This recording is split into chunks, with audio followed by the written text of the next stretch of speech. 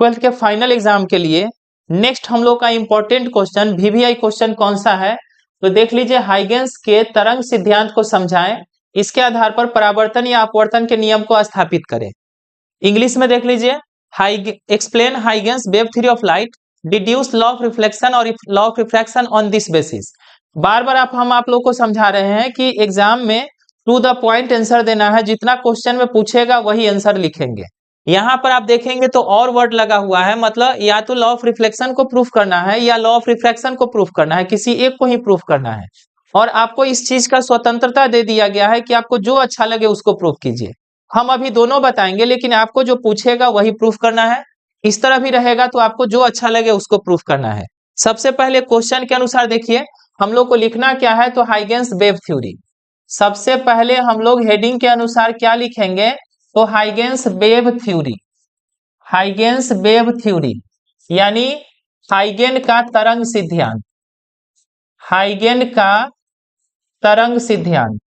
कहीं कहीं हाइगेंस भी लिखा हुआ मिलेगा, कहीं कहीं हाइगेन भी लिखा हुआ मिलेगा, उससे कोई फर्क नहीं पड़ता है, दोनों सेम नाम है। तो हाइगेन का तरंग सिद्धांत हम लिख दिए। और हाइगेन के तरंग सिद्धांत में क्या कहा गया है, तो इसमें कहा गया है कि जब प्रकाश स्रोत से जो सोर्स से लाइट निकलता है उसका प्रत्येक बिंदु फिर से सेकेंडरी सोर्स का काम करता है, और इसको कहा जाता है सेकेंडरी वेवलेट। तो इसमें इसी बात को लिख देते हैं, प्रकाश स्रोत से निकलने वाली प्रकाश किरण का प्रत्येक बिंदु, प्रकाश स्रोत से निकलने वाली प्रकाश किरण का प्रत्येक बिंदु, प्रकाश स्रोत से निकलने वाली प्रकाश किरण का प्रत्येक बिंदु, प्रकाश स्रोत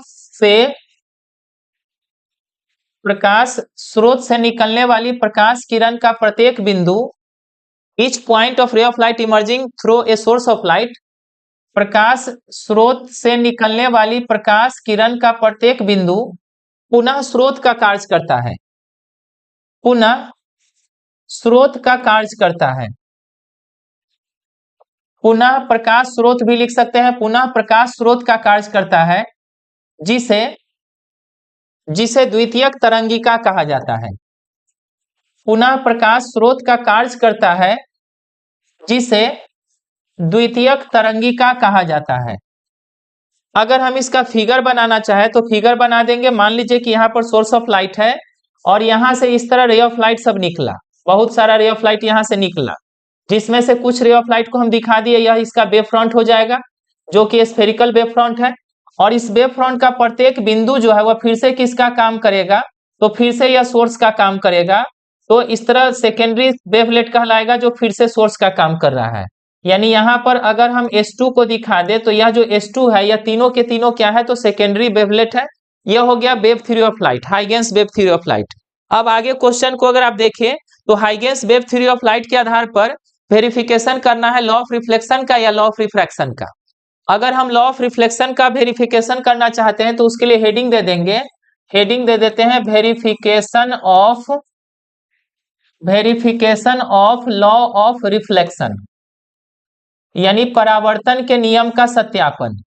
अगर हम परावर्तन के नियम का सत्यापन करना चाहते हैं तो आप लोग इसमें फिगर को ध्यान से देखिएगा। अगर फिगर आप सही बना लिए तो आपका कैलकुलेशन इसका एकदम इजी होता है।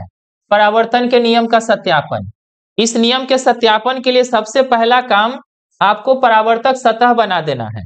तो इस तरह मान लीजिए कि यह परावर्तक सतह है, यह जो परावर्तक सतह है इसका नाम आप कुछ भी मान सकते हैं, मान लीजिए Mn हो गया। इस पर हम लोग को करना क्या है, तो दो रे ऑफ लाइट को लाना है, और दो रे ऑफ लाइट जो लाएंगे वह दोनों ठीक एक दूसरे के पैरेलल होना चाहिए। तो इस तरह दो रे ऑफ लाइट लाएं और दोनों रे ऑफ लाइट पैरेलल है, जितना एंगल पर आएगा उतने एंगल पर यह परावर्तित भी हो गया। दोनों रे ऑफ लाइट आया और उतना एंगल पर रिफ्लेक्ट भी कर गया। नाम अगर इसका देना चाहे तो 1 और 2 कर देते हैं, और परावर्तित जो हुआ उसका नाम कर देते हैं 1 डैश और 2 डैश। तो इस तरह हो गया।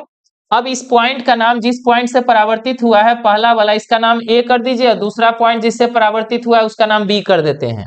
A पर अगर आप परपेंडिकुलर डालें तो इस तरह का जो लाइन हम खींचेंगे, इसको थोड़ा सा मिटा के फिर से बना लेते हैं। यहां से परपेंडिकुलर लाइन जो खींचेंगे यह लाइन हो जाएगा पहला सतह पर नॉर्मल, और यह यहां से जो लाइन खींचेंगे यह लाइन हो जाएगा दूसरा सतह पर नॉर्मल। तो यह हो गया N1 और N2, यह दोनों नॉर्मल है। आगे हम लोग को क्या करना है, तो वेव फ्रंट बनाना है। वेव फ्रंट जो बनाइएगा, इंसिडेंट लाइट पर अगर वेव फ्रंट बनाना होगा, चलिए कलर को हम चेंज कर देते हैं। अगर आपको इंसिडेंट लाइट पर वेव फ्रंट बनाना हो तो यहां से परपेंडिकुलर डायरेक्शन में लाइन खींचेंगे जो इस पर 90 डिग्री का एंगल बनना चाहिए, दोनों जगह 90 का बनता हुआ दिखना चाहिए। अगर आपको रिफ्लेक्टेड लाइट पर वेव फ्रंट खींचना है तो यहां से फिर इस तरह परपेंडिकुलर लाइन खींचेंगे जो दोनों तरफ 90 डिग्री के एंगल पर आपको दिखना चाहिए। इसका नाम कर देते हैं ए है तो इसको कर देते हैं ए डैश, और यह बी है तो इसको कर देते हैं बी डैश। तो इस तरह का फिगर आपको बना लेना है। फिगर बनाने के बाद अब एंगल दिखाना है। एंगल दिखाना है कौन सा, तो पहला पॉइंट जो ए पर है इस पर आप दिखा दीजिए angle of incidence. Angle of incidence यहाँ पर कितना हो जाएगा, तो यह हो जाएगा आई, यह हो गया आई। और यह अगर आई है तो ई वाला पूरा एंगल भी हो जाएगा आपका आई। तो एंगल ऑफ इंसिडेंस दिखा दिए। उसी तरह यहाँ पर दिखाएंगे एंगल ऑफ रिफ्लेक्शन, यह हो गया आर, और यह अगर आर है तो ई पूरा एंगल भी हो जाएगा आर। तो एंगल ऑफ रिफ्लेक्शन को दिखा दिए। इसके बाद यह जो आने वाला लाइट है इसका जो वेलोसिटी होगा और यह जो परावर्तित लाइट है इसका वेलोसिटी होगा, मीडियम चूंकि चेंज नहीं हुआ है इसलिए दोनों का वेलोसिटी सेम होगा।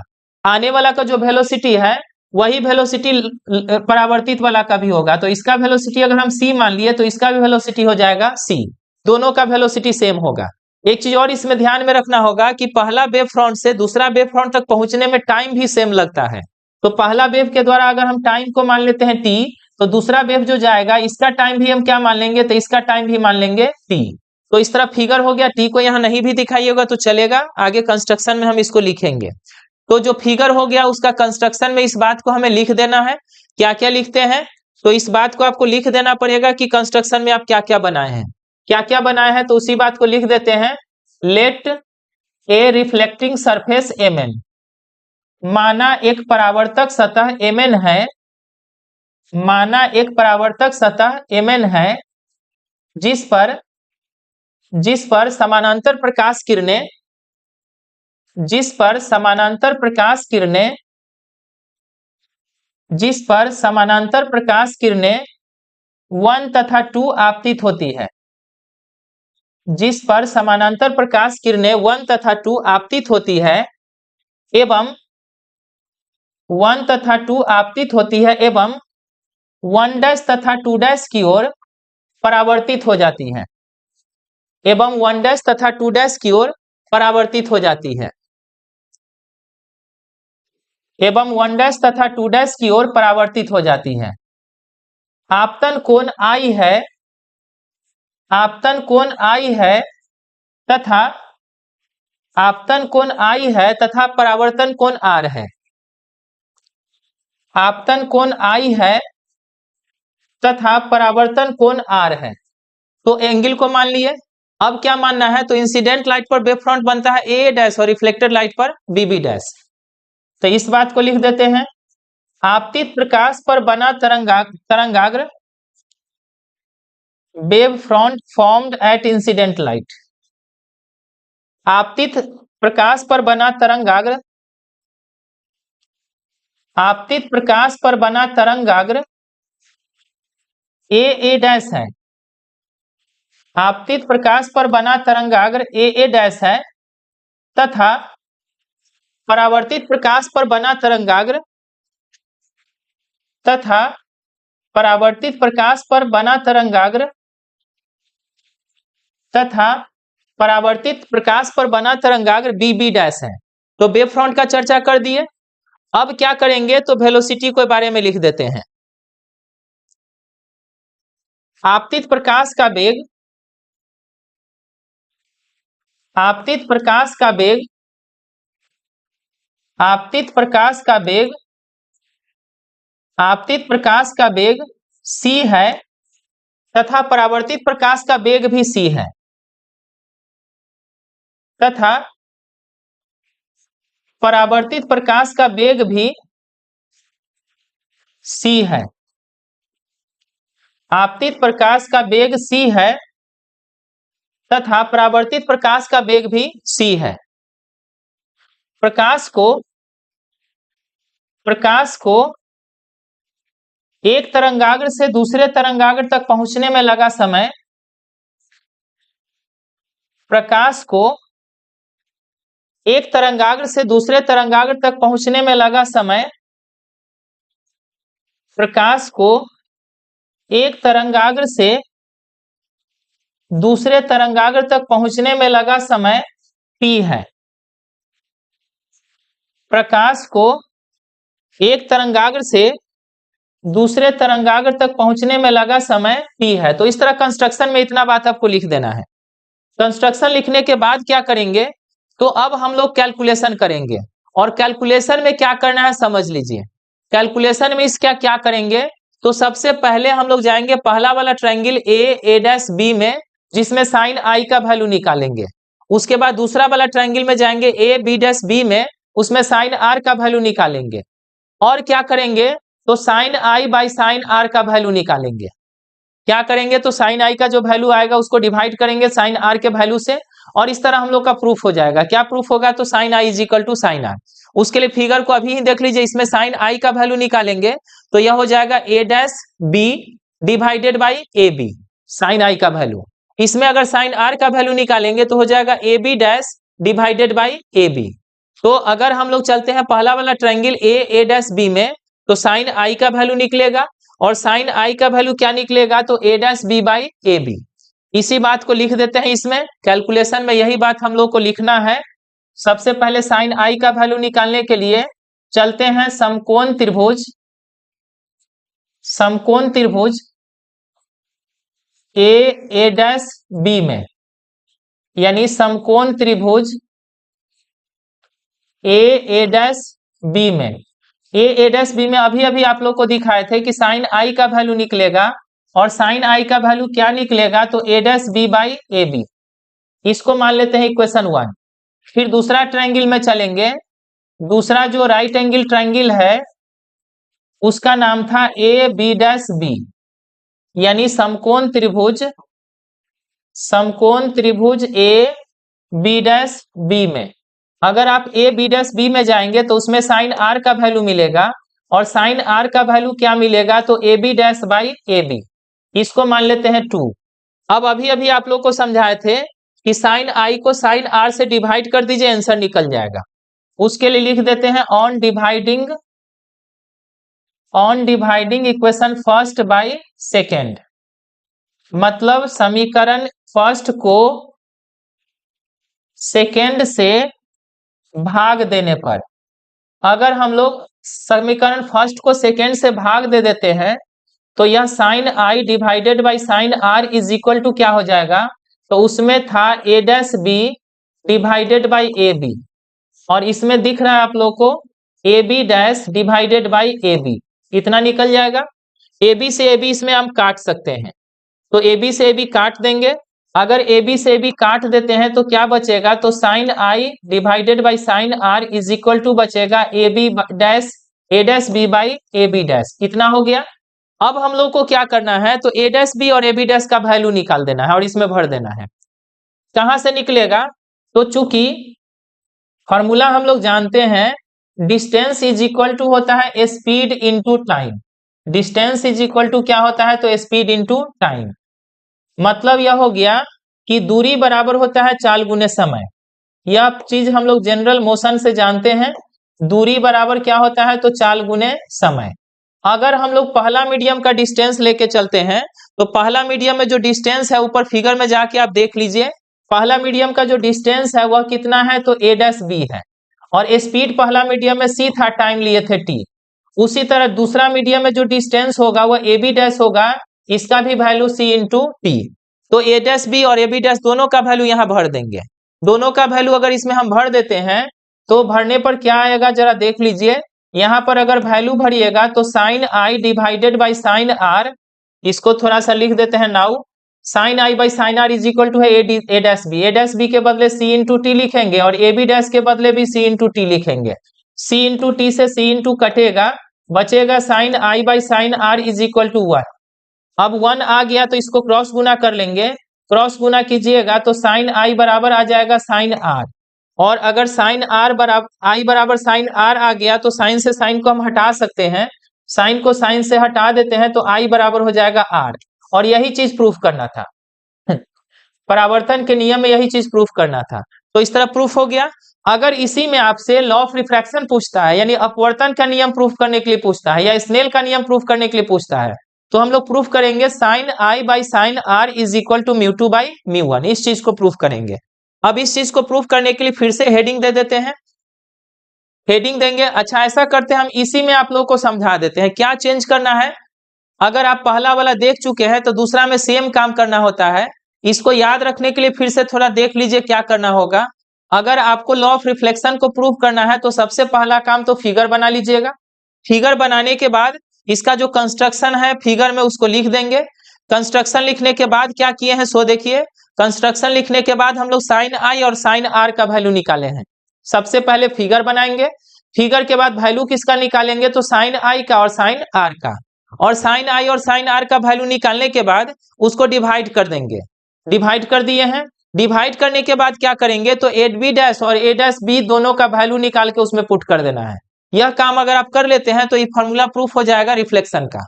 अब इसी में अगर हमें क्वेश्चन में कहीं रिफ्रैक्शन का फॉर्मूला पूछता है तो क्या चेंज करेंगे, हम इसी में चेंज करके आप लोग को बता देते हैं। अगर आपको रिफ्रैक्शन का फॉर्मूला पूछता है तो फिगर तो पूरा पूरी चेंज हो जाएगा, हेडिंग भी संभवतः चेंज हो जाएगा, लेकिन हेडिंग में थोड़ा सा चेंजिंग होगा।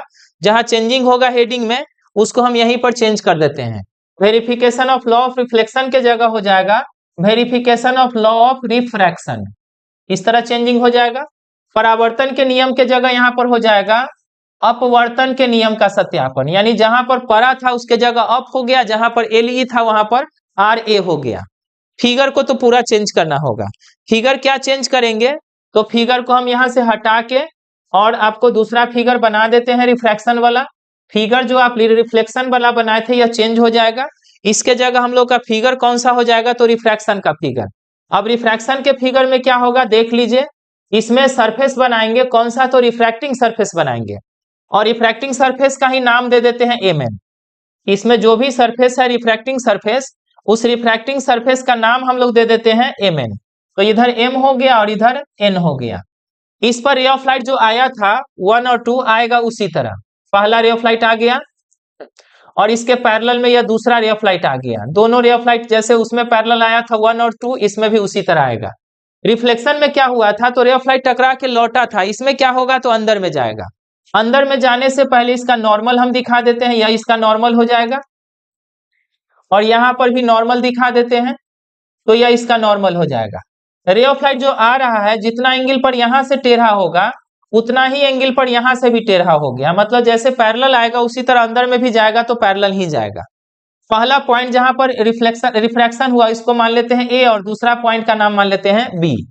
आगे बढ़ते हैं। इसके बाद हम लोग क्या किए थे तो वेव फ्रंट बनाए थे। प्लेन वेव फ्रंट यहां पर बना लेते हैं और यहां पर भी प्लेन वेव फ्रंट बना लेते हैं। इस तरह दोनों जगह प्लेन वेव फ्रंट बना लिए, और यह दोनों अभी थोड़ा देर पहले भी समझाए हैं कि यह दोनों एंगल 90-90 आपको दिखना चाहिए। इस तरह बनाएंगे, एंगल को दिखा देंगे। एंगल को दिखाइएगा तो यह वाला जो एंगल होगा यहाँ पर आई होगा, तो यहाँ पर कौन सा आई हो जाएगा तो यहाँ पर यह एंगल अगर आई होगा तो ई वाला एंगल आपका आई हो जाएगा। उसी तरह अगर आर का बात कीजिएगा तो इधर में देखिएगा तो आर कौन सा होगा तो नॉर्मल और रिफ्रैक्टेड, इसके बीच का एंगल आर होगा तो ई वाला एंगल हो जाएगा आर। तो आई और आर को दिखा दिए। वेलोसिटी को दिखा देते हैं। यहाँ का जो मीडियम है यहाँ पर वेलोसिटी हो जाएगा c1, तो इधर में वेलोसिटी हो जाएगा c2। तो वेलोसिटी बदल गया है, लेकिन एक वेव फ्रंट से दूसरे वेव फ्रंट तक जाने में टाइम उतना ही लगेगा, तो टाइम को वही दिखा देंगे। इस तरह का फिगर में चेंजिंग हो गया। अब कंस्ट्रक्शन में क्या करेंगे तो कंस्ट्रक्शन में जो चीज इसमें लिखे हैं वही चीज लिखाएगा। देख लीजिए, माना एक रिफ्लेक्टिंग सरफेस है, परावर्तक सतह है, तो इसमें परावर्तक सतह के जगह क्या लिखेंगे तो अपवर्तक सतह।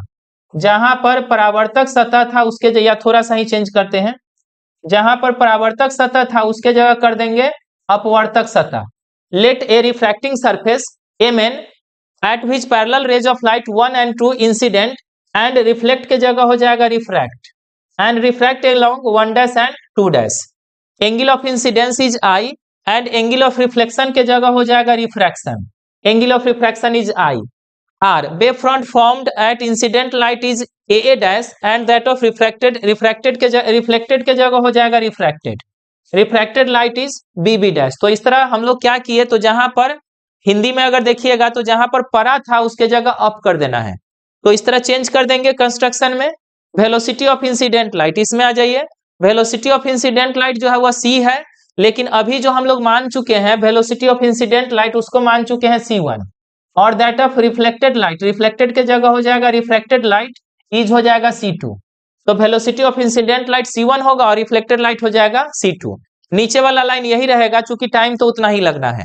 अब फिर से कैलकुलेशन में चलेंगे। कैलकुलेशन में अगर आप लोग देखेंगे तो साइन आई का वैल्यू निकालिएगा, ऊपर मिला के देख लीजिएगा इतना ही आएगा।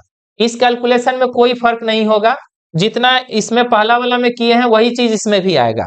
फिर आगे बढ़िए, साइन आर का भी वैल्यू निकालिएगा, तो साइन आर के वैल्यू में भी कोई फर्क नहीं पड़ेगा। आपका कैलकुलेशन जो है साइन आर का वैल्यू भी एकदम सेम आएगा, इसमें कोई फर्क नहीं पड़ेगा।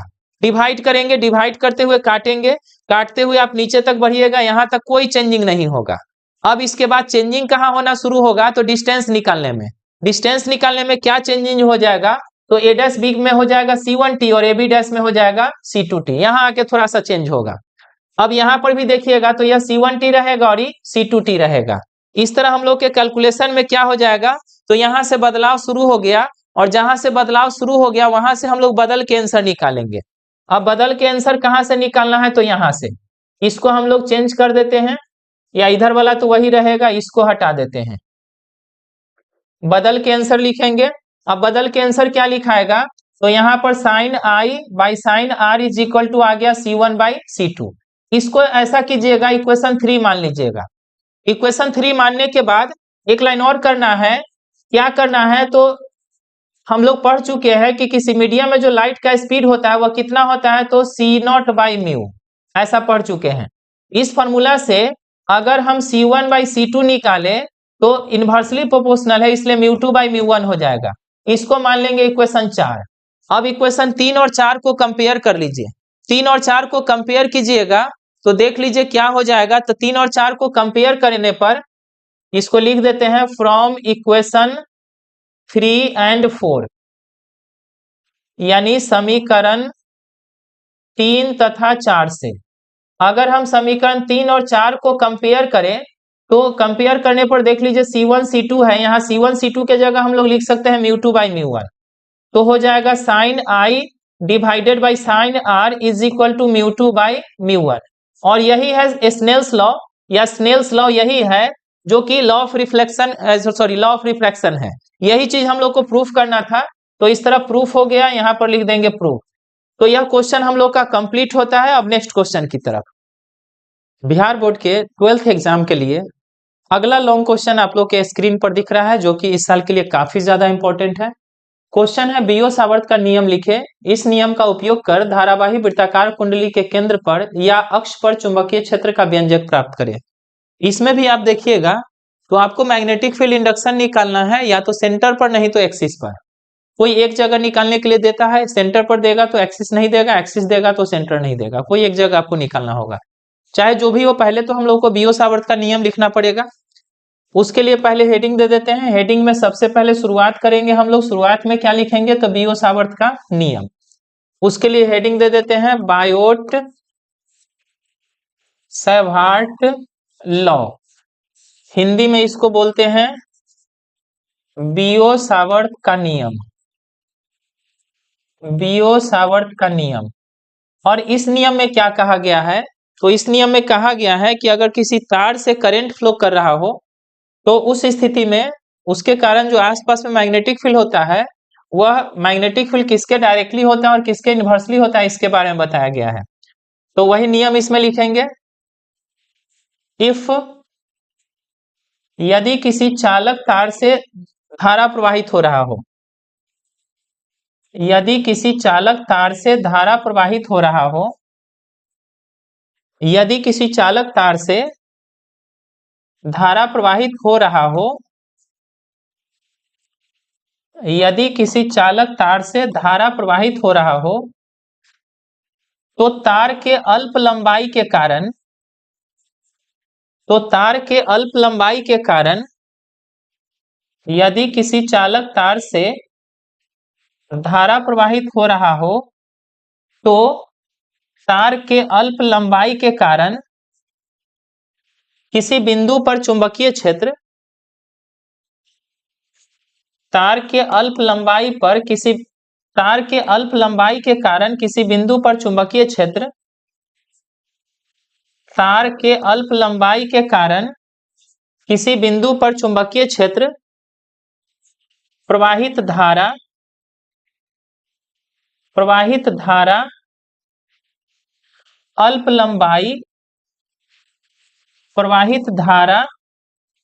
अल्प लंबाई तथा साइन थीटा के समानुपाती होता है।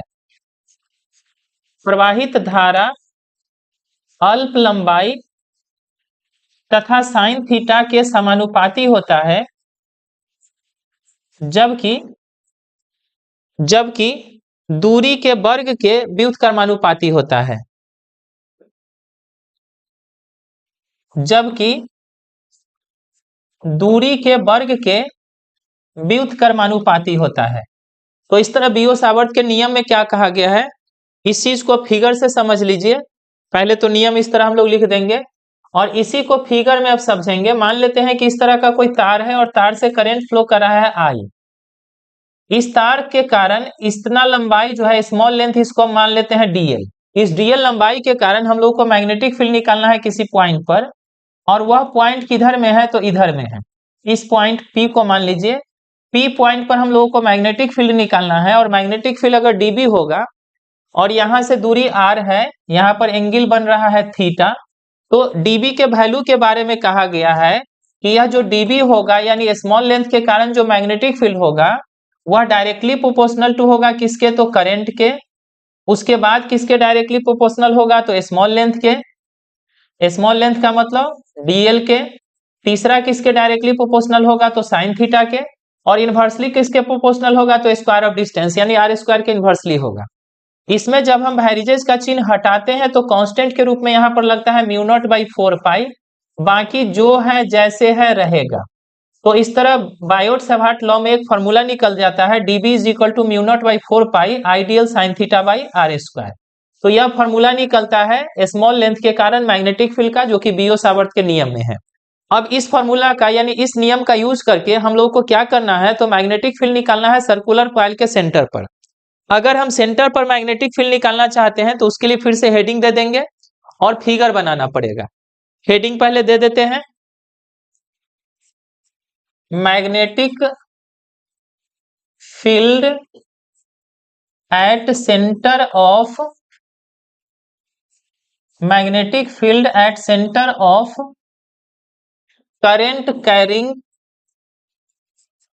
करंट कैरिंग सर्कुलर कॉइल, यानी धारावाही वृत्ताकार कुंडली के केंद्र पर चुंबकीय क्षेत्र। धारावाही वृत्ताकार कुंडली के केंद्र पर चुंबकीय क्षेत्र। अगर इस तरह मान लीजिए कि कोई सर्कुलर कॉइल है और सर्कुलर कॉइल से करंट पास कर रहा है कितना, तो आई। इसके कारण हमें सेंटर पर मैग्नेटिक फील्ड निकालना है।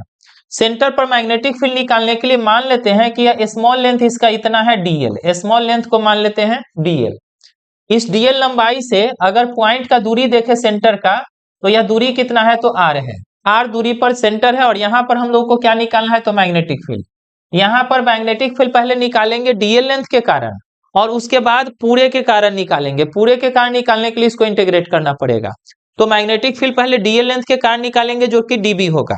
यहां पर अगर आप लोग ठीक से देखें तो यहां पर आप लोग दिख रहा होगा कि डीएल और आर के बीच का जो यह एंगल है यह कितना है, तो 90 डिग्री है। यानी जहां पर हम लोग थीटा लिए थे, थीटा के जगह यहां पर दिख रहा है हम लोग को 90 डिग्री।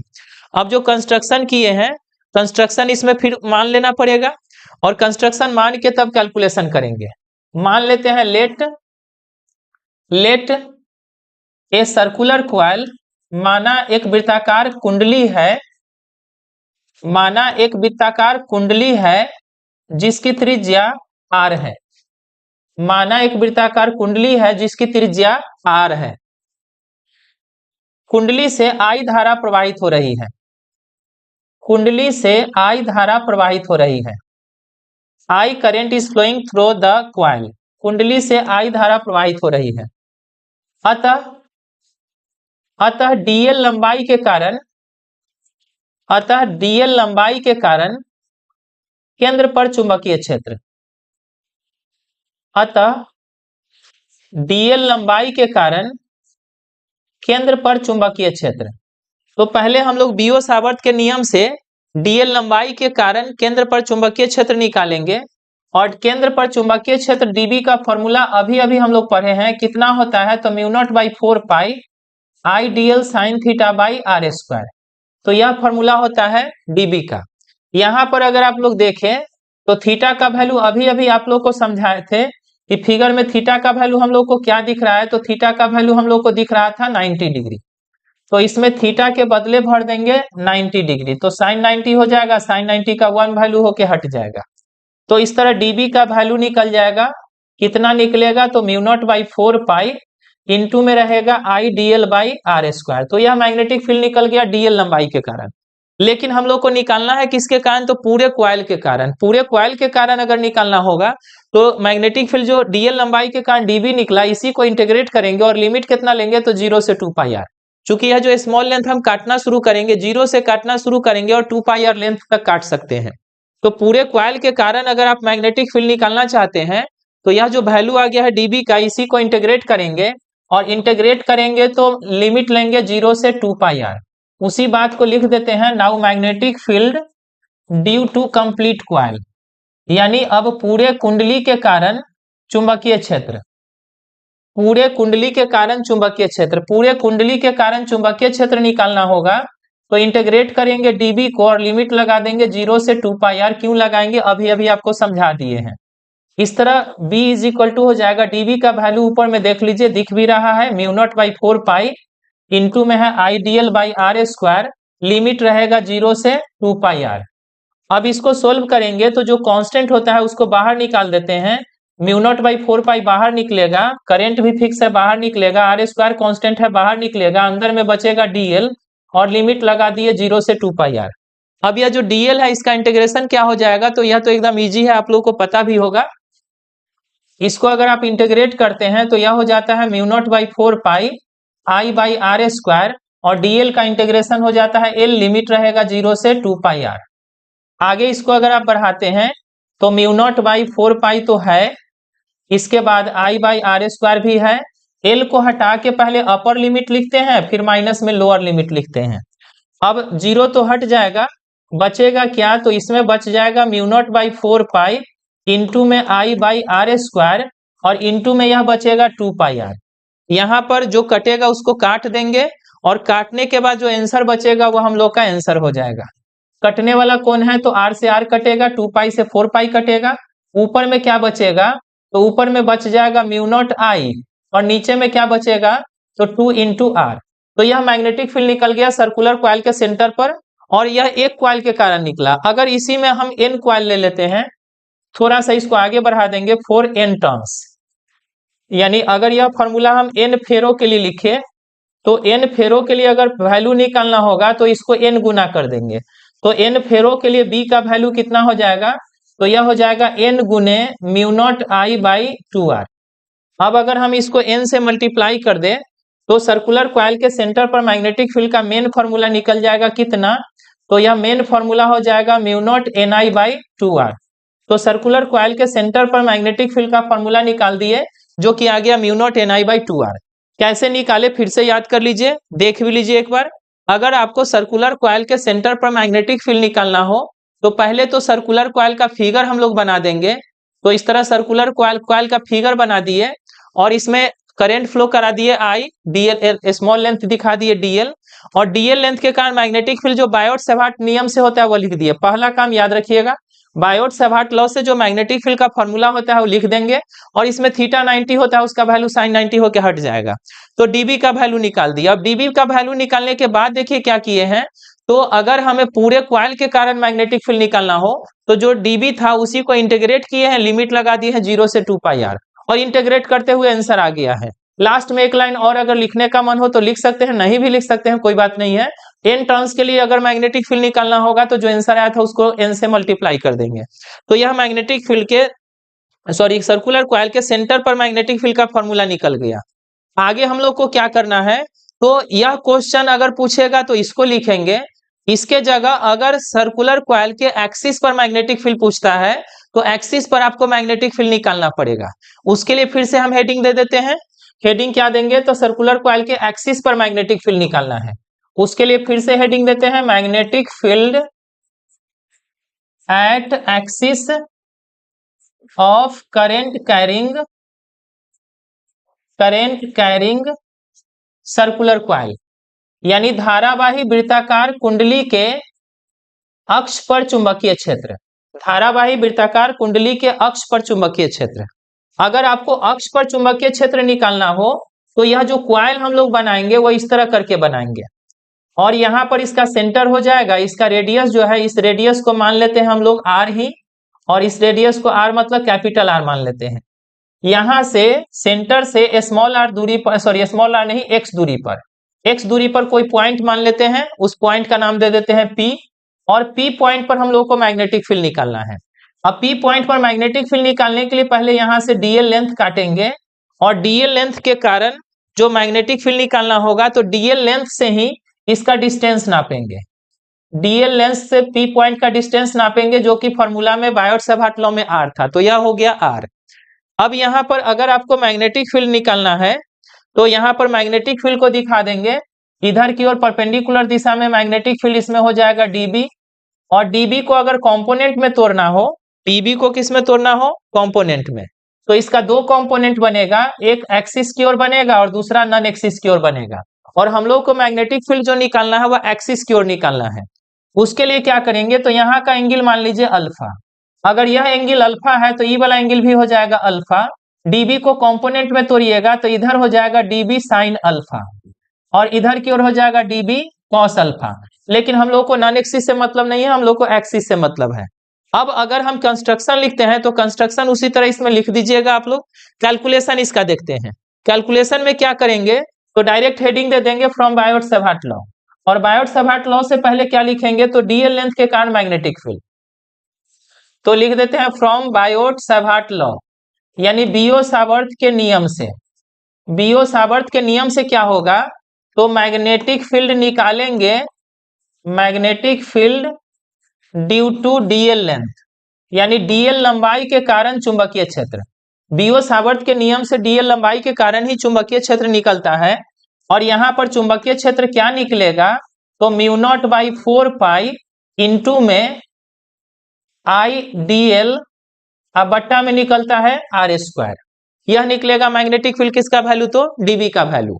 अब अगर हम मैग्नेटिक फील्ड निकालते हैं एक्सिस की ओर, किधर की ओर, तो एक्सिस की ओर। मैग्नेटिक फील्ड अगर एक्सिस की ओर निकालते हैं तो कितना हो जाएगा, अभी अभी दिखा दिए हैं आप लोग को तोड़ के, यानी चुंबकीय क्षेत्र निकालना है अक्ष की ओर, मैग्नेटिक फील्ड एलोंग एक्सिस, मतलब अक्ष की ओर चुंबकीय क्षेत्र। अब अगर हम अक्ष की ओर चुंबकीय क्षेत्र निकालते हैं, अक्ष की ओर चुंबकीय क्षेत्र, और यह चुंबकीय क्षेत्र जो निकाल रहे हैं वह डीएल लंबाई के कारण ही निकाल रहे हैं। तो अक्ष की ओर चुंबकीय क्षेत्र निकालेंगे तो इसको मान लीजिए डीबी एक्सिस, तो एक्सिस की ओर मैग्नेटिक फील्ड कितना है, तो अभी अभी हम लोग देख चुके हैं डीबी इंटू साइन अल्फा, ऐसा था, डीबी इंटू साइन अल्फा था। तो डीबी एलोंग एक्सिस अगर हम निकाले तो एक्सिस की ओर मैग्नेटिक फील्ड डीबी का वैल्यू पुट कर देते हैं mu naught by 4 pi into में आई डीएल बाई आर स्क्वायर। अब यहां पर हम लोग को करना क्या होगा, तो साइन अल्फा का वैल्यू भरना होगा। साइन अल्फा के वैल्यू के लिए क्या करेंगे, तो इस ट्रायंगल में चले जाइए, इस ट्रायंगल में जाइएगा तो साइन अल्फा बराबर क्या होगा, तो साइन अल्फा बराबर हो जाएगा परपेंडिकुलर बाई हाइपोटेनस। परपेंडिकुलर में कैपिटल आर है और हाइपोटेनस में स्मॉल आर है, तो यहाँ पर साइन अल्फा का वैल्यू हम लोग भर देंगे। साइन अल्फा का वैल्यू क्या भरना है, तो अभी अभी आप लोग देख चुके हैं, ऊपर में भराएगा कैपिटल आर और नीचे में भरा जाएगा स्मॉल आर। तो डीबी जो निकल गया वह एक्सिस की ओर निकल गया डीएल लंबाई के कारण। डीएल लंबाई के कारण मैग्नेटिक फील्ड कितना निकल गया, तो यह हो गया I DL R divided by R का पावर 3, कितना निकल गया। अब आगे क्या करेंगे, तो अब पूरे कॉइल के कारण मैग्नेटिक फील्ड निकालेंगे। अभी तक हम लोग निकाले हैं डीएल लेंथ के कारण, अब निकालेंगे जैसे उसमें निकाले थे पूरे कॉइल के कारण। Now magnetic field due to complete coil, यानी पूरे कुंडली के कारण चुंबकीय क्षेत्र। अब मैग्नेटिक फील्ड अगर पूरे कॉइल के कारण निकालना है तो क्या करेंगे, तो इसी को इंटीग्रेट करेंगे, जो dB का वैल्यू निकल चुका है उसको इंटीग्रेट करेंगे और लिमिट कितना लगाएंगे, तो 0 से 2 पाई आर। अब इसको हम वैल्यू भर के सोल्व करेंगे, वैल्यू भर दीजिए, सोल्व कर दीजिए। dB एक्सिस का वैल्यू हम लोग निकाल चुके हैं कितना, तो mu not by 4 pi into में है I D L capital R divided by small R cube. Limit हो जाएगा 0 से 2 पाई आर। इसको आगे की ओर बढ़ाते हैं, बी एलोंग एक्सिस, एक्सिस की ओर इसमें से जो कांस्टेंट है उसको बाहर कर देंगे, कांस्टेंट को बाहर कर दिए, आइडियल बचेगा, उसका नहीं डीएल इसमें नहीं बचेगा, डीएल जो है अंदर में जाएगा, बचेगा आई आर, नीचे में रहेगा आर क्यू। इंटीग्रेशन हो जाएगा किसका, तो डीएल का लिमिट हो जाएगा 0 से 2 पाई आर। आगे इसको बढ़ा लीजिए, इसी को आगे सोल्व कर देंगे, सोल्व करते हुए हम लोग का आंसर आ जाएगा। सोल्व करते हुए चलते हैं, बी एलोंग एक्सिस, एक्सिस की ओर मैग्नेटिक फील्ड निकालना है, तो म्यू नॉट बाई 4 पाई जहां है वहां लिख दिए, आई आर तो लिख दिए, इसको इंटीग्रेट कीजिएगा तो इंटीग्रेशन आ जाएगा, एल लिमिट रहेगा 0 से 2 पाई आर। अब एल को हटा के उसके जगह 2 पाई आर माइनस 0 भरेंगे, और 2 पाई आर माइनस 0 भरिएगा तो 0 तो गायब ही हो जाएगा, हम डायरेक्ट भर देते हैं। डायरेक्ट यहाँ क्या भरा जाएगा, तो 2 पाई आर। 2 पाई से जो कटना होगा उसको काट सकते हैं, काटने के बाद हम लोग का आंसर क्या बचेगा, तो ऊपर में आई तो बचा हुआ है, तो म्यू नॉट आई है, आर बचा हुआ है, आर भी बचा हुआ है। एक चीज यहाँ पर मिस कर गए, मिस क्या हो गया देख लीजिए, कैपिटल आर के जगह हम लोग स्मॉल आर भर दिए। कैपिटल आर सर्कुलर कॉइल जो हम लोग लिए थे उसका रेडियस था कैपिटल आर, और कैपिटल आर अगर रेडियस था तो कैपिटल आर के जगह कैपिटल आर ही हम लोग को लेना पड़ेगा। तो यहाँ पर कैपिटल आर था, यहाँ पर भी क्या रहेगा, तो कैपिटल आर, तो कैपिटल आर रहेगा। नीचे में कैपिटल आर अगर है तो कैपिटल आर का स्क्वायर हो जाएगा। नीचे में क्या बचेगा, तो 2 पाई से 4 पाई को काटेंगे तो बचेगा 2, और यह स्मॉल आर का पावर 3 है तो रहेगा। तो इस तरह बी एलोंग एक्सिस, एक्सिस पर मैग्नेटिक फील्ड का फॉर्मूला निकल गया, लेकिन यह जो फॉर्मूला निकला इसमें स्मॉल आर का वैल्यू आपको भरना पड़ेगा। स्मॉल आर का वैल्यू क्या होगा, ऊपर जाने से अच्छा है यहीं पर फिगर बना के हम आपको समझा देते हैं। स्मॉल आर क्या था, इसको जरा देख लीजिए, इसको हम लोग माने थे कैपिटल आर, यह था स्मॉल आर, और यह क्या था, तो एक्स था। अगर हम स्मॉल आर का वैल्यू निकालते हैं तो हो जाएगा root under R square plus X square. तो स्मॉल आर के बदले यहाँ पर हम लोग भर सकते हैं, इसको हटा दे, इसको समझाने के लिए हम लिखे थे, इसको हटा देते हैं, यहाँ पर इसका जरूरत नहीं है, ऊपर फिगर में है। तो म्यू नॉट है आई आर स्क्वायर है, नीचे में आ जाइए 2 रहेगा, और स्मॉल आर के बदले हम लोग लिख सकते हैं root under R square plus X square, और इसका पावर कितना है, तो 3 है। अब रूट के पावर अगर हम रूट के बदले अगर हम पावर लगा दे 1/2, रूट के बदले पावर हम लोग लगा सकते हैं 1/2, 1/2 पावर लगा दीजिएगा, तब फॉर्मूला हो जाएगा mu naught I R square whole divided by 2, और यह हो जाएगा R square plus X square का पावर 3/2। जैसे उसमें हम लोग निकाले थे n टर्न्स के लिए, यह तो हो गया एक टर्न के लिए, जैसे इससे पहले वाले में हम लोग निकाले थे n टर्न के लिए, इसमें भी अगर n टर्न के लिए निकालना होगा तो n से इसको मल्टीप्लाई कर देंगे, यानी यही चीज लिखेंगे 4n टर्न्स। अगर n टर्न्स के लिए निकालना है, यानी n फेरो के लिए निकालना है, तो n फेरो के लिए निकालेंगे तो इसको n से गुना कर देंगे, n से गुना कर दीजिएगा तो मैग्नेटिक फील्ड एक्सिस की ओर कितना आ जाएगा, तो mu naught N I R square whole divided by हो जाएगा 2 R square plus X square का पावर 3/2। तो यह हम लोग का मैग्नेटिक फील्ड निकल गया एक्सिस पर। फिर आपको बता दें, अगर आपको सेंटर पर निकालना हो तो सेंटर वाला निकालिएगा, एक्सिस पर निकालना हो तो एक्सिस वाला निकालिएगा।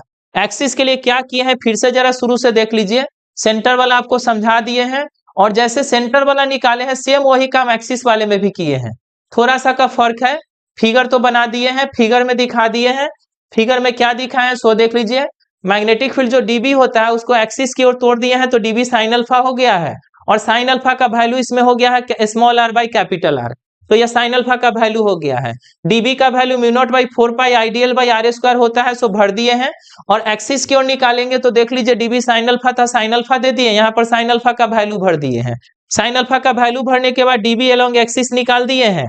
और अगर हम निकालना चाहते हैं पूरे कॉइल के लिए, पूरे कॉइल के लिए मैग्नेटिक फील्ड निकालना चाहते हैं, तो इसी को इंटीग्रेट कर दिए हैं, लिमिट लिए हैं 0 से 2 पाई आर, इंटीग्रेट करते हुए सोल्व कर दिए हैं, और सोल्व करते हुए हम लोग का आंसर कितना आ गया है, तो एक कॉइल अगर रहेगा तो एक कॉइल के लिए आंसर आ गया mu naught I R square by 2 R square plus X square 3/2, और n टर्न्स होगा तो n से गुना कर देंगे। अगला क्वेश्चन हम लोग का है बोर्स मॉडल से रिलेटेड। क्वेश्चन देख लीजिए, right postulates of Bohr's model and explain hydrogen line spectrum on this basis. तो यह बोर्स मॉडल का पोस्टुलेट्स आपको लिखना है और बार बार हम समझा रहे हैं कि साइंस का जो क्वेश्चन है उसका आंसर दीजिएगा टू द पॉइंट। तो क्वेश्चन के अनुसार सबसे पहले हम लोग हेडिंग दे देंगे postulates of Bohr's model. Postulates of Bohr's model यानी बोर के मॉडल का मान्यताएं। इसको इस तरह लिखेंगे, बोर के मॉडल की मान्यताएं। तो बोर्स मॉडल का पोस्टुलेट्स हम लोग को लिखना है। अब इसमें याद कीजिए बोर्स मॉडल जो है वह प्लैंक्स क्वांटम थ्योरी पर आधारित था और इसमें बहुत सारा पोस्टुलेट्स यानी मान्यताएं आप लोगों को लिखा थे, जिसमें पहला मान्यता था कि परमाणु का अधिकांशतः भाग खोखला होता है। Maximum part of an atom is empty. परमाणु का अधिकांशतः भाग खोखला होता है। दूसरा आप लोग को लिखाए थे कि इसका टोटल मास जो होता है वह सेंटर पर होता है, न्यूक्लियस में होता है। परमाणु का कुल द्रव्यमान इसके केंद्र में होता है। परमाणु का कुल द्रव्यमान इसके केंद्र में होता है जो धनावेशित होता है। परमाणु का कुल द्रव्यमान इसके केंद्र में होता है जो धनावेशित होता है। तो यह दूसरा पॉइंट था। तीसरा पॉइंट लिखा थे आप लोगों को एंगुलर मोमेंटम से रिलेटेड। तो एंगुलर मोमेंटम के लिए आप लोगों को बताए थे कि इलेक्ट्रॉन जो है वो कुछ खास ऑर्बिट में ही रिवॉल्व करता है और उस ऑर्बिट में रिवॉल्व करता है जिसका एंगुलर मोमेंटम h/2 का इंटीग्रल मल्टीपल होता है, और जिस ऑर्बिट में रिवॉल्व करता है उसको कहा जाता है स्टेबल ऑर्बिट। तो तीसरा में हम लोग लिख रहे हैं इलेक्ट्रॉन कुछ निश्चित कक्षाओं में ही नाभिक का चक्कर लगाता है। इलेक्ट्रॉन कुछ निश्चित कक्षाओं में ही नाभिक का चक्कर लगाता है। Electron revolves around some certain orbit. Electron कुछ निश्चित कक्षाओं में ही नाभिक का चक्कर लगाता है जिन्हें अस्थायी कक्षा कहा जाता है। Electron revolves around some certain orbits which are known as stable orbit. तो इलेक्ट्रॉन जिस ऑर्बिट में चक्कर लगाता है उस ऑर्बिट को बोलते हैं स्टेबल ऑर्बिट। आगे बढ़ते हैं तीसरा पॉइंट में आ जाते हैं। एंगुलर मोमेंटम वाला लिख दीजिए तीसरा पॉइंट में। इलेक्ट्रॉन सिर्फ उसी कक्षा में नाभिक का चक्कर लगाता है। इलेक्ट्रॉन सिर्फ उसी कक्षा में नाभिक का चक्कर लगाता है। इलेक्ट्रॉन सिर्फ उसी कक्षा में नाभिक का चक्कर लगाता है जिसका कोणीय संवेग। इलेक्ट्रॉन सिर्फ उसी कक्षा में नाभिक का चक्कर लगाता है जिसका कोणीय संवेग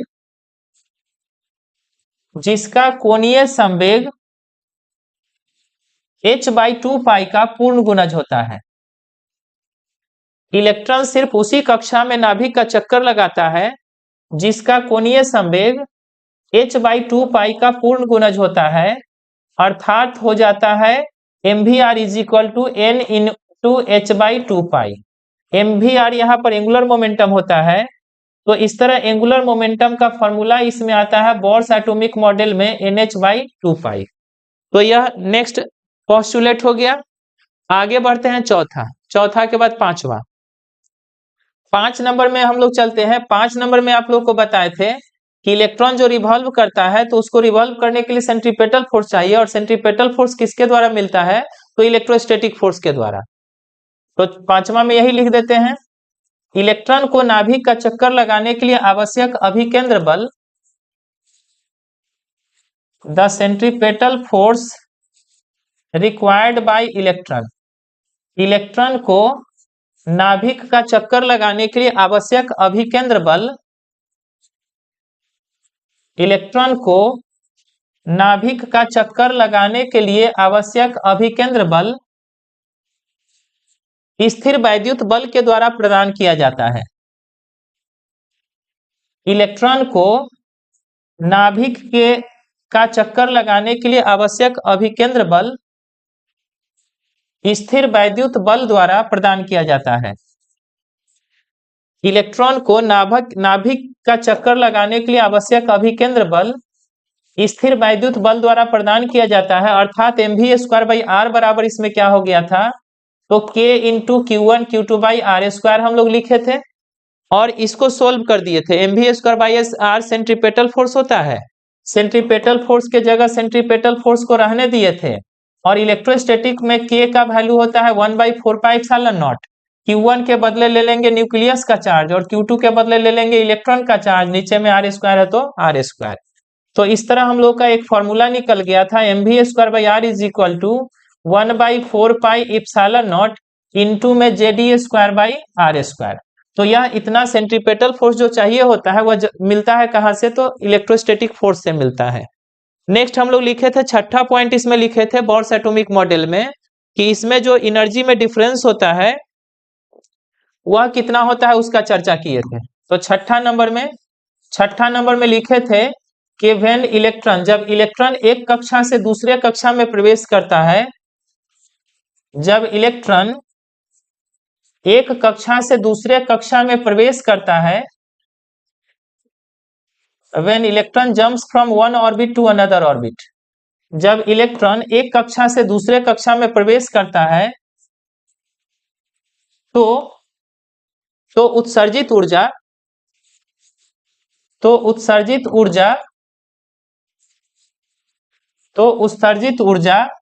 या अवशोषित ऊर्जा, जब इलेक्ट्रॉन एक कक्षा से दूसरे कक्षा में प्रवेश करता है तो अवशोषित ऊर्जा या उत्सर्जित ऊर्जा डेल्टा E बराबर हो जाता है E2 माइनस E1। तो यह लिखे थे नेक्स्ट पॉइंट में। तो इतना पोस्टुलेट्स था बोर्स एटॉमिक मॉडल का। बोर्स एटॉमिक मॉडल दिया गया था नील्स बोर के द्वारा 1913 ईस्वी में और इतना इसमें पोस्टुलेट्स था।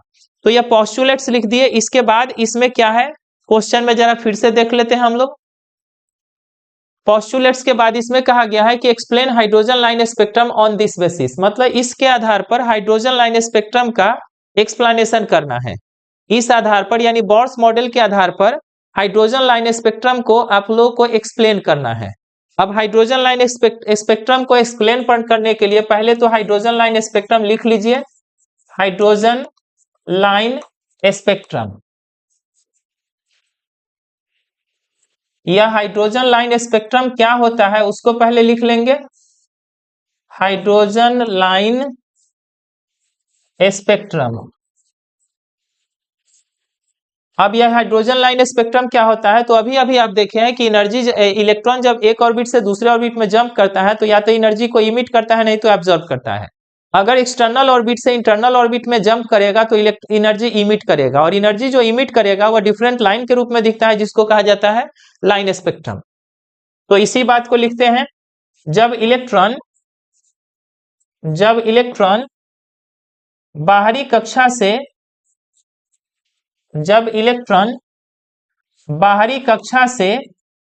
भीतरी कक्षा में प्रवेश करता है, जब इलेक्ट्रॉन बाहरी कक्षा से भीतरी कक्षा में प्रवेश करता है, जब इलेक्ट्रॉन बाहरी कक्षा से भीतरी कक्षा में प्रवेश करता है तो उत्सर्जित ऊर्जा के द्वारा प्राप्त स्पेक्ट्रम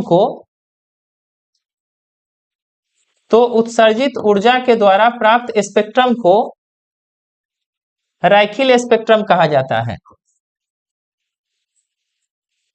तो उत्सर्जित ऊर्जा के द्वारा प्राप्त स्पेक्ट्रम को रैखिल स्पेक्ट्रम कहा जाता है। इसमें आप लोगों को याद होगा हाइड्रोजन का जो लाइन स्पेक्ट्रम होता है उसको हम लोग 5 सीरीज में डिवाइड किए थे। अब उस बात को लिख देते हैं, थोड़ा सा चेंज कर दीजिए।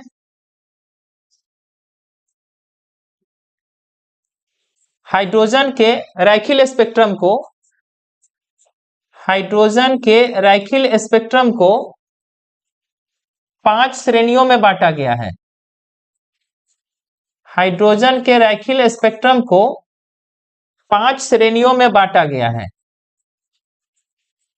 5 श्रेणी में कौन कौन है? तो पहला याद कीजिए, पहला होता है लाइमन श्रेणी। दूसरा जो होता है यह होता है बामर श्रेणी, हिंदी भी इसका यही होगा, लाइमन श्रेणी, बामर श्रेणी। तीसरा हो जाता है पाश्चेन श्रेणी यानी पाश्चेन सीरीज। चौथा जो हो जाता है यह हो जाता है ब्रैकेट सीरीज यानी ब्रैकेट श्रेणी। चौथा हो जाता है ब्रैकेट सीरीज और पांचवा हो जाता है फंड सीरीज। तो इस तरह हाइड्रोजन लाइन स्पेक्ट्रम को 5 सीरीज में बांटा गया है और ये पांचों का आपको एक्सप्लेनेशन करना है तो शॉर्ट में ही सबका एक्सप्लेनेशन करेंगे। शॉर्ट में एक्सप्लेनेशन क्या होगा? तो पहला वाला अगर आप लिखते हैं लाइमन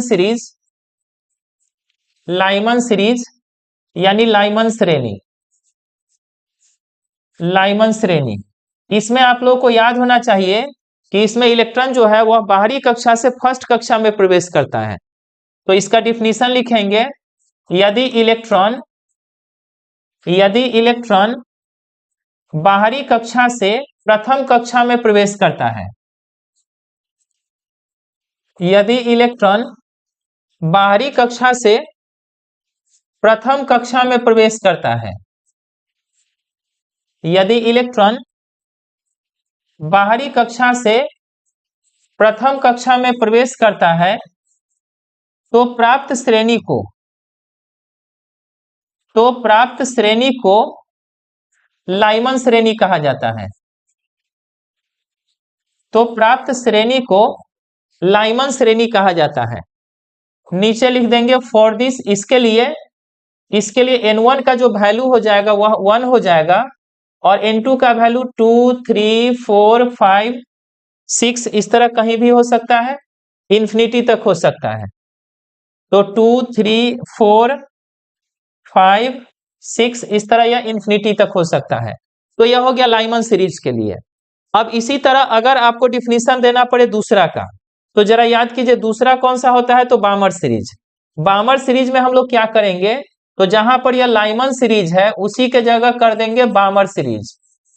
दूसरा के डिफिनीशन में लाइमन के जगह अगर हम बामर कर लेते हैं तो बामर का डिफिनीशन क्या बनेगा? तो सेम इसी तरह का डिफिनीशन बनेगा, सिर्फ फर्स्ट ऑर्बिट के जगह हो जाएगा सेकेंड ऑर्बिट। तो यह लाइमन सीरीज ना बोल के इसको बोल देंगे बामर सीरीज। तो इस तरह दूसरा का डिफिनीशन हो जाएगा कि जब इलेक्ट्रॉन बाहरी कक्षा से दूसरे कक्षा में प्रवेश करता है तो प्राप्त श्रेणी को कहा जाता है बामर श्रेणी। इसके लिए क्या करेंगे? तो इसके लिए N1 का वैल्यू हो जाएगा 2 और N2 का वैल्यू स्टार्ट हो जाएगा 3 से, यानी यहां से 2 गायब हो जाएगा। तो N2 का वैल्यू 3, 4, 5, 6 इस तरह इंफिनिटी तक जाएगा। यह हम लोग का हो गया बामर सीरीज। इसी के जगह अगर आपको देना पड़े तीसरा वाला कौन सा? तो बामर के बाद आता है पाश्चेन सीरीज। अगर तीसरा वाला हमको इसके बदले बनाना पड़े पाश्चेन सीरीज तो क्या करेंगे? सो देख लीजिए। तीसरा अगर आपको बनाना पड़े पाश्चेन सीरीज तो लाइमन के जगह अगर आप पाश्चेन सीरीज लिखते हैं, क्या चेंज करेंगे? तो यहाँ पर लाइमन के जगह अगर हम पाश्चेन श्रेणी कर देते हैं तो उस स्थिति में यहाँ जो फर्स्ट था उसके जगह आप लिखेंगे थर्ड ऑर्बिट। तब इस स्थिति में यह लाइमन के जगह हो जाएगा पाश्चेन सीरीज। यानी डिफिनीशन इसका हो जाएगा कि जब इलेक्ट्रॉन बाहरी कक्षा से तीसरे कक्षा में प्रवेश करता है तो प्राप्त श्रेणी को कहा जाता है पाश्चेन श्रेणी। इसमें N1 के जगह हो जाएगा 3 और N2 का वैल्यू शुरू होगा 4 से, तो इस तरह 4, 5, 6, 7, 8 इस तरह जाएगा इंफिनिटी तक। तो यह हम लोग का हो गया तीसरा वाला पाश्चेन सीरीज। पाश्चेन सीरीज के बाद अगर आपको फंड सीरीज लिखना पड़े, नहीं पाश्चेन के बाद ब्रैकेट अगर लिखना पड़े तब क्या करेंगे? सो देख लीजिए। अगर हमें ब्रैकेट सीरीज लिखना है तो यह जो लाइमन है इसके जगह हम कर देंगे ब्रैकेट। चौथा वाला हो जाएगा ब्रैकेट सीरीज। अगर इसको ब्रैकेट करना चाहते हैं तो यहां पर भी लाइमन के जगह हो जाएगा ब्रैकेट और लाइमन के जगह ब्रैकेट हो जाएगा तो यह जो फर्स्ट ऑर्बिट था उसके जगह अब लिखना पड़ेगा आपको फोर्थ ऑर्बिट। तब यह लाइमन के जगह हो जाएगा ब्रैकेट सीरीज। यानी इसमें डिफिनीशन क्या बनेगा, तो यदि इलेक्ट्रॉन बाहरी कक्षा से चौथा कक्षा में प्रवेश करता है तो प्राप्त श्रेणी को कहा जाता है ब्रैकेट श्रेणी। इसमें N1 के जगह 4 हो जाएगा और N2 के जगह 5 से शुरू हो जाएगा, 5 से 7 8 9 10 इस तरह इंफिनिटी तक जाएगा। तो चौथा वाला हो गया। इसी तरह अगर आपको फंड सीरीज का लिखना है तो फंड सीरीज में क्या हो जाएगा, तो चौथा के जगह 5वां ऑर्बिट हो जाएगा। यानी यहां पर फिर से हम थोड़ा सा चेंज कर देंगे। क्या चेंज करेंगे देख लीजिए।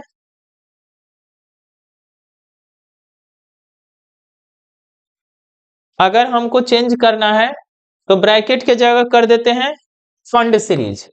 ब्रैकेट के जगह फंड सीरीज करेंगे तो यहां पर भी लाइमन के जगह हो जाएगा फंड।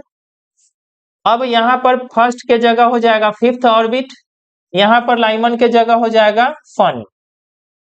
एन के जगह 1 के जगह हो जाएगा 5 और यहां शुरुआत होगा कहां से, थे 6 से। इसका शुरुआत हो जाएगा कहां से, तो 6 से। यानी यहां पर हो जाएगा 5, यहां पर हो जाएगा 6 7 8 9 इस तरह हो जाएगा। तो इस तरह हम लोग का हाइड्रोजन लाइन स्पेक्ट्रम जो है उसको 5 श्रेणी में बांटा गया है। अलग अलग भी आपसे पूछ सकता है, बोर्स एटॉमिक मॉडल के साथ भी पूछ सकता है। क्वेश्चन जितना पूछेगा उसके अनुसार आंसर बनाएंगे। बिहार बोर्ड के 12th एग्जाम के लिए हम लोग का नेक्स्ट क्वेश्चन है, साइक्लोट्रॉन के सिद्धांत एवं कार्य प्रणाली का सचित्र वर्णन करें। साइक्लोट्रॉन के लिए आवृत्ति के लिए व्यंजक निकालना है।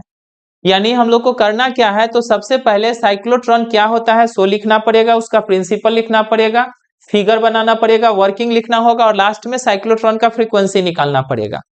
तो हेडिंग स्टार्ट करते हैं हम लोग। सबसे पहले क्या लिखना है, तो साइक्लोट्रॉन क्या है सो लिखना है। हेडिंग दे देते हैं साइक्लोट्रॉन।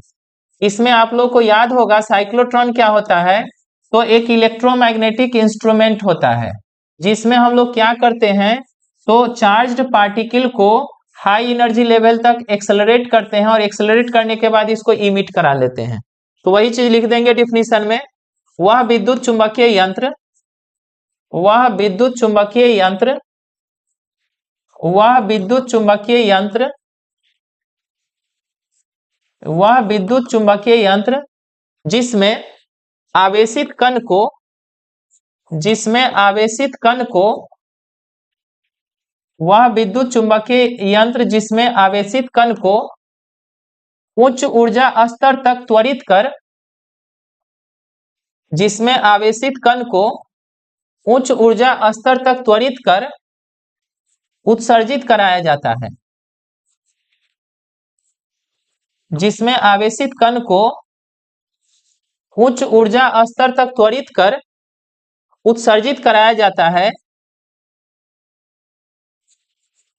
उत्सर्जित कराया जाता है, साइक्लोट्रॉन कहलाती है। The electromagnetic instrument in which charged particle is accelerated up to high energy level and emitted it is called cyclotron। तो इस तरह साइक्लोट्रॉन का डिफिनीशन हो गया। इसके बाद इसका हम लोग को क्या लिखना है, तो इसके बाद प्रिंसिपल लिखना है यानी सिद्धांत। यह किस सिद्धांत पर कार्य करता है यह आप लोग को याद होना चाहिए। इसमें यह जो साइक्लोट्रॉन में है चार्ज्ड पार्टिकल जो है वो रोटेट करता है और रोटेट करने में जो उसका टाइम पीरियड होता है उस टाइम पीरियड को इसके रेडियस से कोई मतलब नहीं होता है। तो यही बात इसमें लिख देना है कि यह इस सिद्धांत पर कार्य करता है कि, यह इस सिद्धांत पर कार्य करता है कि, यह इस सिद्धांत पर कार्य करता है कि आवेशित कण का आवर्तकाल, आवेशित कण का आवर्तकाल, आवेशित कण का आवर्तकाल इसके वृत्तीय पथ के त्रिज्या से स्वतंत्र होता है। आवेशित कण का आवर्तकाल इसके वृत्तीय पथ के त्रिज्या से स्वतंत्र होता है। आवेशित कण का आवर्तकाल इसके वृत्तीय पथ के त्रिज्या से स्वतंत्र होता है।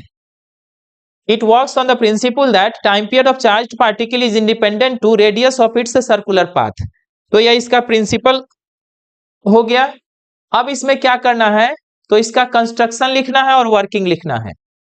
कंस्ट्रक्शन में हम लोग क्या करेंगे, तो साइक्लोट्रॉन के कंस्ट्रक्शन में साइक्लोट्रॉन का फिगर बनाएंगे, बनावट। कंस्ट्रक्शन, कंस्ट्रक्शन में जरा याद कीजिए क्या करते हैं, तो दो सेमी सर्कुलर डिस्क लेते हैं। अगर आपको साइक्लोट्रॉन का फिगर बनाना हो तो इसमें दो सेमी सर्कुलर डिस्क लेते हैं, और दो सेमी सर्कुलर डिस्क जो लेते हैं, सेमी सर्कुलर डिस्क हम लोग लेते हैं दो। उसके लिए हम क्या किए हैं, या तो यहाँ पर एक सर्किल बना लिए, और उसी को यहाँ से काट के हम दो सेमी सर्कुलर डिस्क इसका पूरा कर लिए। तो इस तरह दो सेमी सर्कुलर डिस्क लेते हैं, और दोनों एक दूसरे से काफी सटा हुआ होता है। उसके बाद क्या करते हैं, तो इसको एडजस्ट करते हैं ओसिलेटर पर।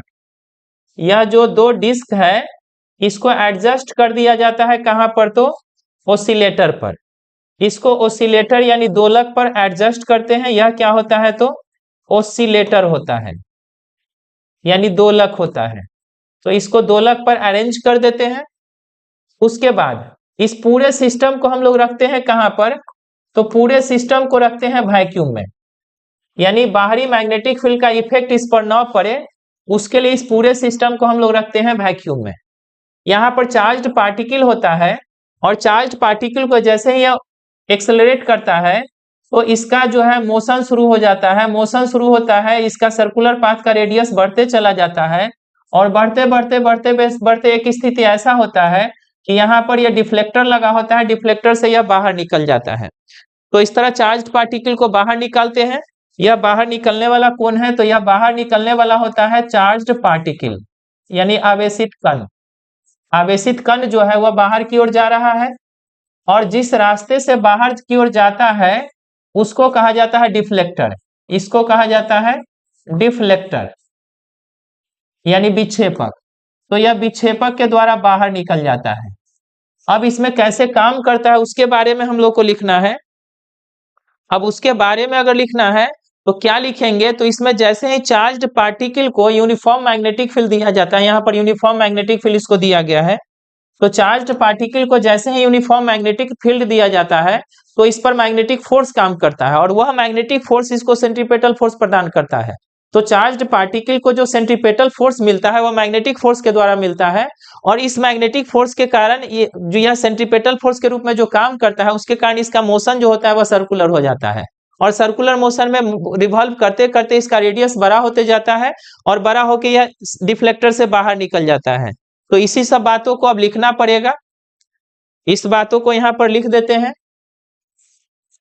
इसके लिए हेडिंग दे देंगे वर्किंग, यानी क्रिया। वर्किंग हेडिंग दे देंगे, तब इसको लिखेंगे। इसमें लिखेंगे जब आवेशित कण को जब आवेशित कण को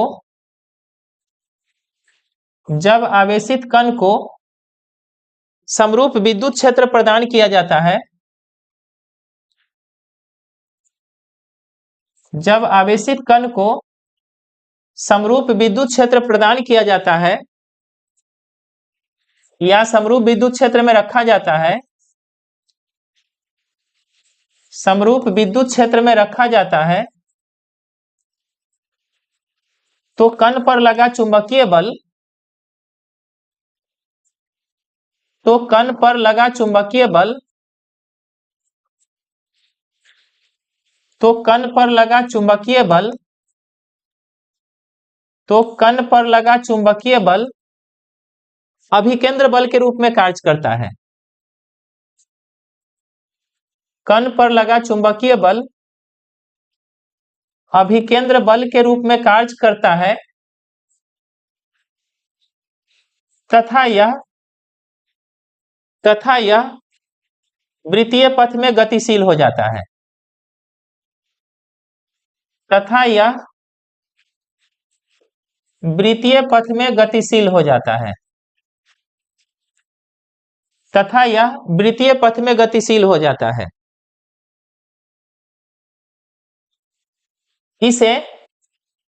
इसे दोलक के द्वारा त्वरित कराया जाता है। इसे दोलक के द्वारा त्वरित कराया जाता है। इसे दोलक के द्वारा त्वरित कराया जाता है, जिसमें इसकी त्रिज्या बढ़ती है। जिसमें इसकी त्रिज्या बढ़ती है जिसमें इसकी त्रिज्या बढ़ती है, जिसमें इसकी त्रिज्या बढ़ती है तथा अंततः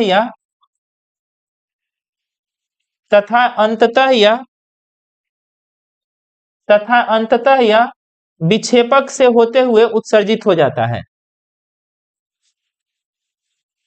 तथा यह विक्षेपक से होते हुए उत्सर्जित हो जाता है। तो ये इसका वर्क हो गया। इसके बाद इसमें हम लोग को क्या करना है, तो फ्रीक्वेंसी का फॉर्मूला निकालना है। और फ्रीक्वेंसी का फॉर्मूला निकालेंगे कैसे, तो इसमें अभी अभी आप लोग देख चुके हैं कि इसमें जो मैग्नेटिक फोर्स होता है वही सेंट्रीपेटल फोर्स देता है, तो उसी को लेके चलेंगे और उसी को लिखेंगे।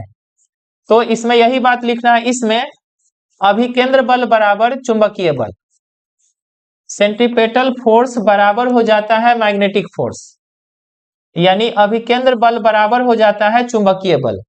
अभिकेंद्र बल का फॉर्मूला क्या होता है, तो mv²/r, और मैग्नेटिक फोर्स का फॉर्मूला होता है qvb sin थीटा, लेकिन इसमें थीटा 90 करके हट जाता है। तो इस तरह इसमें बचेगा क्या, तो क्रॉस गुना अगर इसको हम कर दें तो इसमें बचेगा v बराबर बच जाएगा क्या, तो qbr/m। तो इस तरह वेलोसिटी का फॉर्मूला निकल गया। अब फॉर्मूला लिखेंगे, चूंकि टाइम बराबर क्या होता है, तो डिस्टेंस बाय स्पीड। टाइम बराबर होता है डिस्टेंस बाय स्पीड, यानी दूरी बटा चाल। समय बराबर होता है दूरी बटा चाल। इस फॉर्मूला में अगर हम समय को टाइम पीरियड के बराबर ले लें, समय को किसके बराबर ले लें, तो टाइम पीरियड के बराबर, तो डिस्टेंस हो जाएगा, टाइम पीरियड का मतलब होता है एक चक्कर में लगा समय, तो डिस्टेंस भी एक चक्कर का हो जाएगा, जो कि हो जाएगा 2πr, और स्पीड कितना, तो v। अब अगर इसमें हम v का वैल्यू भर दें तो ऊपर में 2πr है, और v का फॉर्मूला ऊपर में देख लीजिए अभी अभी निकाले हैं qbr/m। इसमें r से r कटेगा, टाइम पीरियड का फॉर्मूला निकल जाएगा 2πm, और नीचे में बचेगा qb। तो इस तरह टाइम पीरियड का फॉर्मूला निकाल दिया। अगर टाइम पीरियड निकालने के लिए आपको कहेगा तो टाइम पीरियड निकाल के छोड़ देंगे, लेकिन इस क्वेश्चन में फ्रीक्वेंसी निकालना है। अब अगर हम फ्रीक्वेंसी निकालना चाहते हैं, यानी आवृत्ति निकालना चाहते हैं, तो आवृत्ति जो होता है आप लोग जानते होंगे कि आवृत्ति जो n होता है यह टाइम पीरियड का उल्टा होता है, टाइम पीरियड का इन्वर्स होता है। टाइम पीरियड का जो फॉर्मूला निकाले हैं उसको भर देंगे, कितना निकाले हैं, तो 2πm/qb। इसमें qb जो है यह ऊपर चला जाएगा, 2 को थोड़ा ठीक कर दे, तो यह 2πm/qb है, इसमें qb कहाँ चला जाएगा, तो ऊपर चला जाएगा, और नीचे में बचेगा 2πm। तो यह फ्रीक्वेंसी का फॉर्मूला हो गया। साइक्लोट्रॉन में चार्ज पार्टिकल जो होता है उसके फ्रीक्वेंसी का फॉर्मूला निकल गया qb/2πm। अब इसमें क्या किए, फिर से जरा देख लीजिए। अगर आपको साइक्लोट्रॉन से रिलेटेड क्वेश्चन पूछता है तो सबसे पहले साइक्लोट्रॉन क्या है, सो डिफिनीशन लिख दिए कि एक तरह का इलेक्ट्रोमैग्नेटिक इंस्ट्रूमेंट होता है जिसमें चार्ज पार्टिकल को हाई एनर्जी लेवल तक एक्सेलरेट करा के और उसको इमिट कराया जाता है। इसके बाद इसका प्रिंसिपल लिख दिए हैं। प्रिंसिपल क्या लिखे हैं, तो साइक्लोट्रॉन में जो चार्ज पार्टिकल होता है उसका जो टाइम पीरियड होता है वो उसके सर्कुलर पाथ के रेडियस से इंडिपेंडेंट होता है। फिगर बना देंगे। फिगर में 2 सेमी सर्कुलर डिस्क लिए हैं, दोनों को एक दूसरे के काफी नजदीक लिए हैं, ओसिलेटर नीचे लगा दिए हैं, बीच में चार्ज पार्टिकल जो है वह घूमते घूमते घूमते घूमते डिफ्लेक्टर से बाहर निकल गया। अब इसके बाद वर्किंग में यही बात लिख दिए हैं जो अभी समझा दिए। और कैलकुलेशन में मेन बात आपको याद रखना है, यही बात, इसके कैलकुलेशन में मेन आपको यही बात याद रखना है कि चार्ज पार्टिकल के लिए जो सेंट्रीपेटल फोर्स होता है यानी अभिकेंद्र बल होता है वह मैग्नेटिक फोर्स के बराबर होता है। तो यह मेन बात आपको याद रखना है। अब इसमें अगर आप चलते हैं तो सेंट्रीपेटल फोर्स बराबर मैग्नेटिक फोर्स लेके चलेंगे, और इसमें दोनों का वैल्यू भर के सोल्व किए तो टाइम पीरियड निकल गया, और टाइम पीरियड को इन्वर्स कर दिए तो टाइम पीरियड को इन्वर्स करने पर क्या निकल गया, तो टाइम पीरियड को उल्टा करके हम लोग निकाल लिए फ्रीक्वेंसी। तो इस तरह फ्रीक्वेंसी निकल गया, और फ्रीक्वेंसी का फॉर्मूला क्या निकला, तो qb/2πm। एक चीज और ध्यान दीजिए, ना तो टाइम पीरियड को रेडियस से मतलब है और ना ही फ्रीक्वेंसी को रेडियस से मतलब है, और यह इसी सिद्धांत पर काम करता है। तो यह हम लोग का साइक्लोट्रॉन कंप्लीट होता है।